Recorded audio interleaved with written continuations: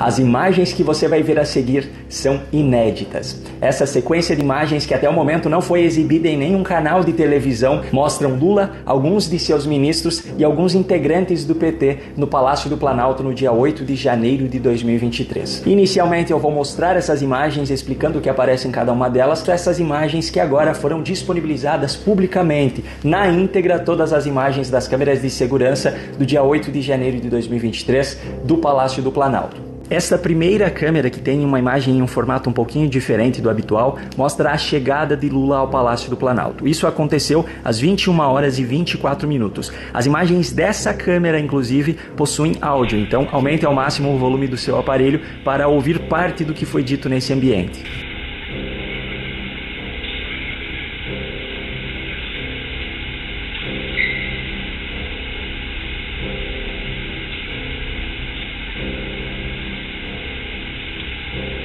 As imagens seguintes já mostram a chegada de Lula ao terceiro andar do Palácio do Planalto. Isso aconteceu às 21 horas e 26 minutos. Na frente de Lula, com o cabelo longo e terno azul, está Rafael Stuckert, que é o seu fotógrafo oficial. Lula entra acompanhado de Janja e de um grupo de pessoas, dentre os quais está o ministro Rui Costa, Gleisi Hoffmann, deputada pelo PT e presidente também do PT atualmente. E no cantinho da imagem é possível perceber Gonçalves Dias, ex-ministro-chefe do GSI, Gabinete de Segurança Institucional, que pediu demissão na última semana após o primeiro vazamento de imagens da CNN. A imagem seguinte já mostra Lula saindo pelo corredor na frente dos elevadores no exato momento em que José Múcio, atual ministro da Defesa, chega também ao terceiro andar.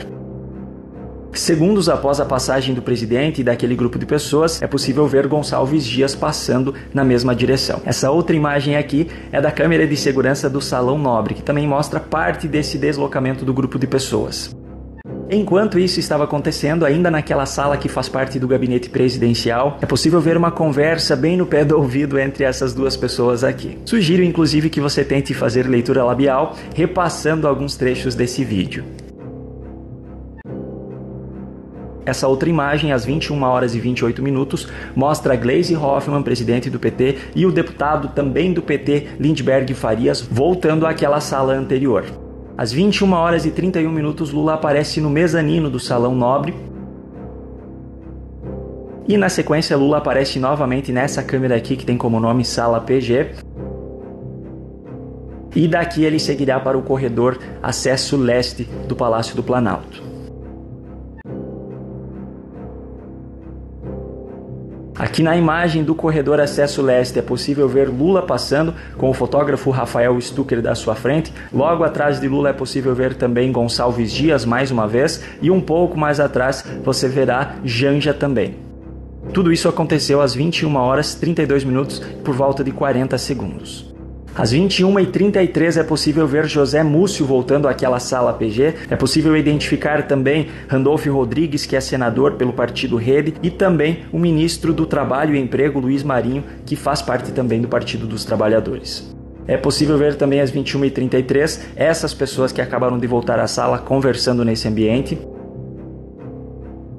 Às 21h36, novamente na câmera do Salão Nobre, é possível ver Lula passando pelo mezanino desse salão. Às 21h38, José Múcio aparece em frente aos elevadores falando ao telefone. José Múcio permanece no telefone por alguns minutos, até que às 21h46 chega também ao terceiro andar o ministro Flávio Dino.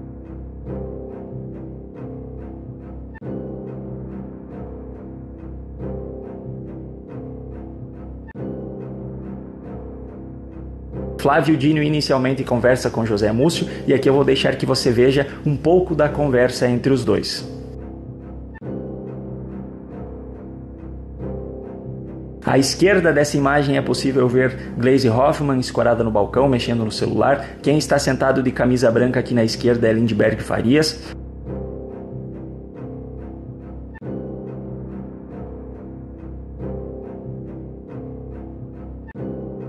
Pouco tempo depois, Flávio Dino e José Múcio são chamados para outro ambiente.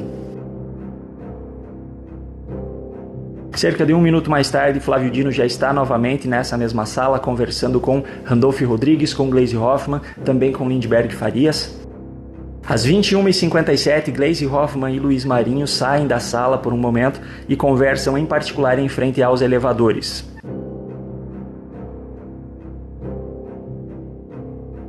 Cerca de 1 minuto depois, eles voltam à mesma sala. Às 22 horas, Gleisi Hoffmann sai mais uma vez da sala, dessa vez para falar ao microfone. Mais uma vez, se você conseguir fazer leitura labial, sugiro que você repasse esse vídeo algumas vezes.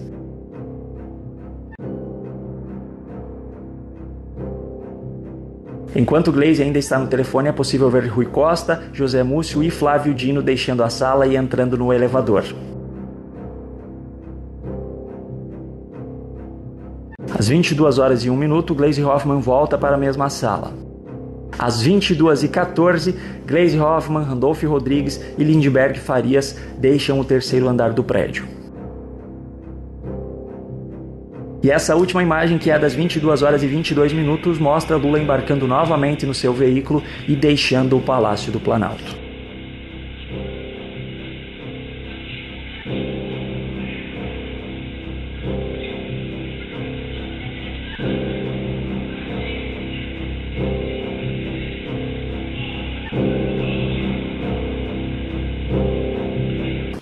Que haja uma CPMI para se revelar a verdade. Porque o termo agora já teve de tudo: golpista, terraplanista, genocidas e agora terroristas. Nós precisamos fazer a CPMI para abrirmos tudo, para descobrirmos quem são os terroristas. Nós precisamos pelo menos encontrar uma pessoa que tenha o nível de César e Batiste, terrorista que queimou crianças vivas dentro de casa e que foi absorvido como um homem de bem pela corte do país. Nós precisamos achar pelo menos um terrorista. Precisamos saber quem são os infiltrados, quem mandou. O cara que quebrou o relógio é de quem? Ele veio de onde? O outro que quebrou as vidraças lá do Supremo Tribunal Federal, que quebrou a porta do gabinete do ministro Alexandre de Moraes, quem é? Se foi um patriota empolgado, despirocado da cabeça, que fez isso, que pague, que seja responsabilizado. Quando em 2016 colocaram fogo em toda a esplanada, movimentos apoiados por eles, com dinheiro do imposto sindical, em 2016, o MST invadiu o Supremo Tribunal Federal, quebrou tudo lá e não foi ato antidemocrático. Eu já vi de tudo, só falta ver chover para cima. Porque o resto eu já vi. E então o Temer escolhe o seu ministro da Justiça. Se Temer deu um golpe e governou com um golpe, já nomear ministros já era um golpe. Ele nomeou o ministro Alexandre de Moraes como seu ministro da Justiça, no governo Temer. E que também eu me lembro do acidente, do incidente muito triste de Pedrinhas, da revolta dos presos, daquela rebelião lá no Maranhão, de hoje ministro Flávio Dino, de quem quero falar também numa outra oportunidade. Ele tem os arrobos, as valentias dele, né? Com relação à segurança, né? Todo mundo será desarmado, menos as facções criminosas. Mas a gente vai falar disso depois. O Temer indica o ministro Alexandre de Moraes para o Supremo Tribunal Federal. O Temer me telefona, senhor presidente, e me pede para receber o ministro Alexandre de Moraes no meu gabinete. Diferente do que outros fizeram, o Temer me pediu e eu recebi o ministro Alexandre. Conversei com ele no meu gabinete, muita coisa. E havia um assanhamento muito louco, assim, da esquerda aqui. Senador Lindbergh, senador Randolph, protocolando coisa contra Alexandre de Moraes. Ele não podia ser indicado por isso. Eu fiz uma sabatina dura, de verdade, com sinceridade, sem desrespeito. E ele fez um belo discurso sobre liberdade. A minha pergunta é essa, senhor presidente: se Temer deu um golpe, a nomeação do ministro Alexandre é fruto de um golpe? Se Temer deu um golpe, o que Temer fez não tem validade. Vamos validar tudo que ocorreu no governo Temer porque foi um golpe. A nomeação do ministro foi um golpe? Porque mantida a narrativa de que houve um golpe, e Lula afirma todo dia que Michel Temer é fruto de um golpe que ele mesmo deu, o Temer O Lula, senhor presidente, precisa ser colocado no inquérito das fake news. Ele está disseminando fake news, ministro Alexandre.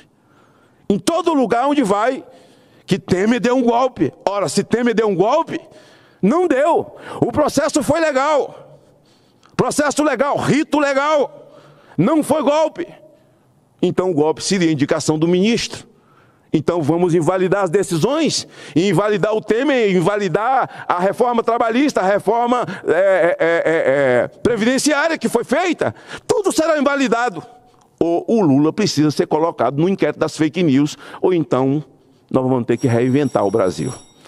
Esse cerco ideológico, e aliás o ministro Alexandre de Moraes dessa semana, junto com a ministra Rosa Weber, com quem nos recebeu muito educadamente, a mim, Marinho, Mourão, e também aqui o senador Girão esteve lá com o ministro Moraes, visitaram a colmeia. E eu acreditava num mover de Deus, eu cria num mover de Deus para o dia de ontem. Eu falava um clamor pela liberdade e ontem 145 mulheres estão de volta para casa. Ao terminar a minha fala, eu vou ali para o CIMI, abraçá-las. Elas estão lá, botando tornozeleira, felizes, sem ressentimento. E a minha fala não tem ressentimento. A minha fala é completamente desarmada. A minha fala é dizer que nós precisamos de um Brasil que tenha equilíbrio, de um Brasil que pratique a justiça. E essa narrativa de faca nos dentes. Jair Bolsonaro acabou com os impostos federais. Jair Bolsonaro fez um enfrentamento em favor de geração de empregos. Nós estamos quebrados em 60 dias. As grandes empresas já fecharam, foram embora, estão indo embora e as pessoas estão sendo demitidas. Nunca na vida nós temos o direito de comparar Paulo Guedes com Haddad, porque aí é piada mal contada. O Brasil hoje está dividido, sim. O senhor tem razão. E as pessoas que tomaram o poder, que estão no poder hoje, elas colaboram para esse acirramento ficar cada vez maior. Parece que a eleição não terminou. E quando o senador Magno Malta fala, e aí eu quero complementar, do estelionato eleitoral que o governo Lula protagoniza hoje no Brasil, porque durante a campanha falou que não era amigo do Daniel Ortega, agora o Brasil lá na ONU, uma moção contra as barbaridades que estão acontecendo naquele país, perseguindo cristão, perseguindo jornalista, caçando a liberdade de expressão. Senador Magno Malta, o senhor tem sido um defensor do que é correto. As pessoas que erraram durante esses ataques, esses atentados deploráveis que aconteceram no dia 8 de janeiro, nessa casa e na casa aqui vizinha, na Câmara dos Deputados, elas devem ser punidas, sim, com o rigor da lei. Seja de direita, seja de esquerda, seja infiltrado, quem por ação ou por omissão, e aí a CPMI, eu quero dizer que nós não podemos demorar aqui não, hein? O presidente dessa casa tem que ir urgente, porque a sociedade lá fora cobra o senador que anda na rua. Cadê? Cadê a verdade? Vocês não vão atrás da verdade? Então tem uma CPMI que tem um número de assinaturas de deputados federais e de senadores suficientes para ser aberta imediatamente. É só ter uma sessão, é só o presidente convocar. E nós vamos entender ali a verdade. E sabe por que tem que ser feito Câmara e Senado? Porque as duas casas foram atacadas. Isso é legitimidade, presidente. Legitimidade. Agora, tem deputado denunciando aí que o Palácio do Planalto tá, a gente viu já na imprensa, está coagindo parlamentar, está oferecendo emenda, ou dizendo que não vai pagar as emendas constitucionais. Que é isso? Que é isso?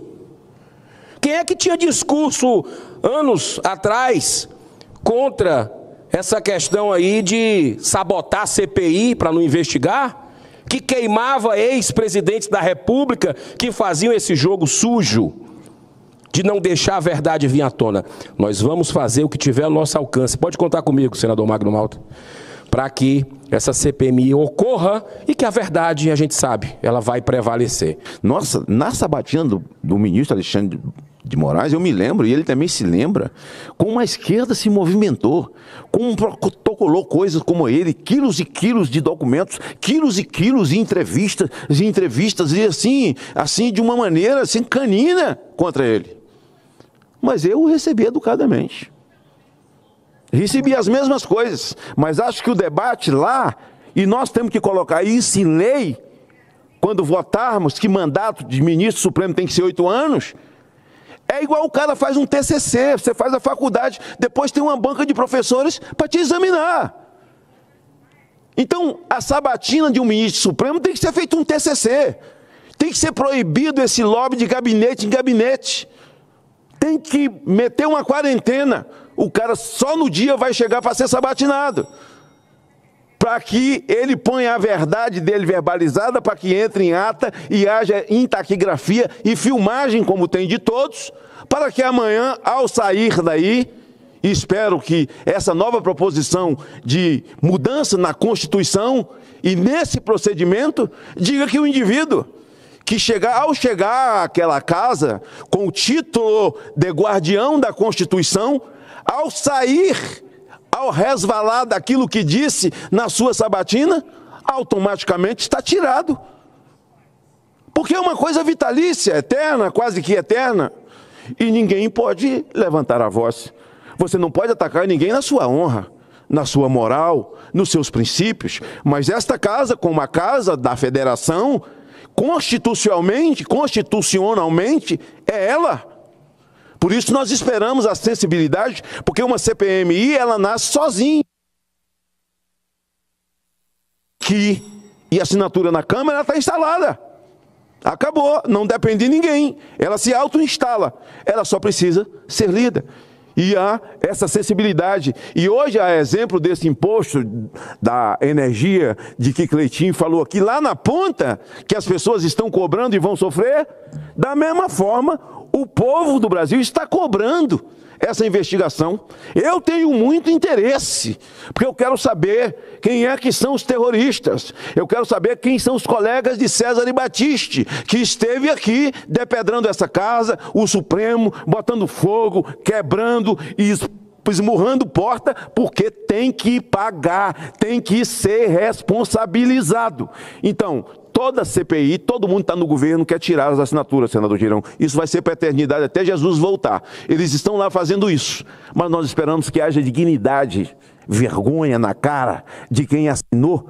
A pergunta que todo brasileiro fica fazendo é: quem foram realmente os infiltrados que estiveram ali no 8 de janeiro tiçando toda essa bagunça? Alguns deles estão presos, mas outros ainda não. E por que o Flávio Dino segurou as imagens durante tanto tempo? E, na verdade, nós mostramos aqui algumas imagens, mas tem outras imagens que até agora não apareceu.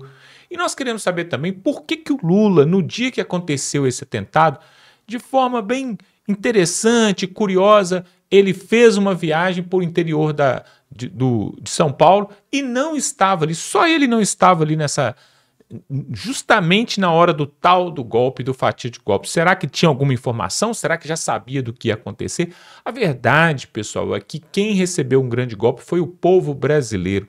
O Lula, a esquerda, todos eles gostam de chamar os outros de golpistas. Foi o que aconteceu com Michel Temer quando a Dilma foi impeachmentada. Chamaram o Temer de golpista. Mas depois, quando ele colocou o Alexandre de Moraes ali no Supremo Tribunal e o Alexandre de Moraes orquestrou, tudo ali para que fosse vencido o bolsonarismo, como o próprio Barroso falou, vencemos o bolsonarismo, aí eles não chamaram o Alexandre de Moraes de golpista, não. Também não chamaram o Temer de golpista, não. Porque, como falou aqui o Magno Malta, se a esquerda, o Lula, a Gleisi Hoffmann, o Haddad acham que o Michel Temer, é golpista porque ajudou a tirar a Dilma, então, se ele é um golpista, tudo que ele fez depois então tem que ser anulado, inclusive a indicação do Alexandre de Moraes, inclusive reforma da Previdência, inclusive várias outras coisas. Então, pessoal, na verdade, nós temos um cenário onde eles são bastante vitimistas e agora querem jogar toda a culpa em cima de Jair Bolsonaro, dos seus assessores, dos generais ali 4 estrelas e ficar no poder por mais 20 anos, porque já estão desde 2003 e querem ficar por mais 20 anos. Um grande absurdo. Essas imagens aí mostram que eles foram ali, passearam por ali, ou seja, parece que já sabiam tudo que estava acontecendo, parece que estavam assistindo de algum lugar as cenas do que estava acontecendo. Pois é, pessoal, muito estranho. É preciso mesmo fazer uma CPMI, uma cariação, para saber o que realmente houve. Vocês se lembram daquela Priscila, parece que Priscila Azevedo, aquela que falou missão dada, missão cumprida? Ela estava sentada no chão ali do Planalto quando foi presa, falou missão dada, missão cumprida.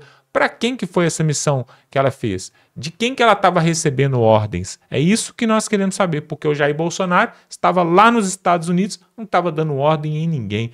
Um grande absurdo, na verdade, o povo brasileiro é que caiu no golpe e foi enganado. Olha só, eu quero que você coloque aqui nos comentários o que você acha aí. Quem que deu o golpe realmente no Brasil, né, no povo brasileiro? Quem que realmente deu o golpe? Vamos ficando por aqui, dá um like nesse vídeo, se inscreve aí também neste canal para ver outras matérias como essa, porque nós vamos continuar cobrindo tudo isso aqui, julgamento de Bolsonaro que ainda não acabou, ainda tem os finalmentes ainda. Vamos cobrir tudo aqui. Então se inscreve aqui no canal, dá um like nesse vídeo e estamos juntos.